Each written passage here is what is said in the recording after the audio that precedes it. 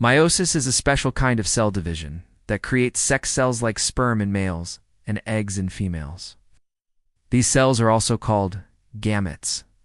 Unlike mitosis, which produces identical cells, meiosis produces cells that are different from each other and have only half the number of chromosomes as the original cell.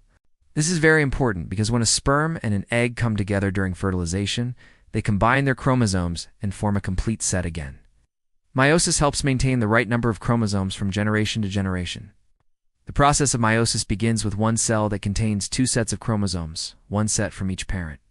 Before meiosis officially starts, the cell copies its DNA during a phase called interphase, so every chromosome has a matching copy. These matching copies are called sister chromatids and are held together in an X shape. Now the cell is ready to divide, and meiosis takes place in two major stages: Meiosis I and Meiosis II. In Meiosis I, the cell goes through several steps to reduce the number of chromosomes by half. First, during Prophase I, the chromosomes become visible. And something amazing happens. Similar chromosomes from each parent pair up and exchange pieces of DNA. This is called crossing over. It creates new combinations of genes, which increases genetic variety. Then, during metaphase I, these chromosome pairs line up in the middle of the cell. Spindle fibers attach to them and prepare to pull them apart. Next, in anaphase I, the pairs of chromosomes are pulled apart and moved to opposite sides of the cell. Unlike mitosis, the sister chromatids are not separated. Hair-rich pairs just split into two. Then in telophase I, the cell starts to divide, and two new cells are formed, each with half the number of chromosomes as the original. However, each chromosome still has its two chromatids.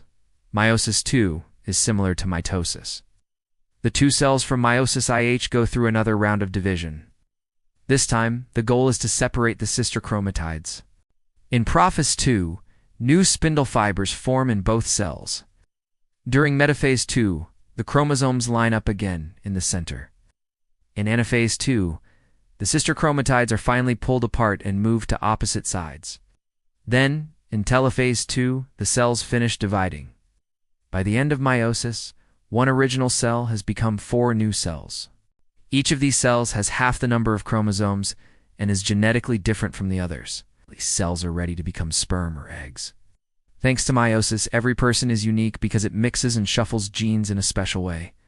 Without meiosis, life would not have the variety we see in the world today.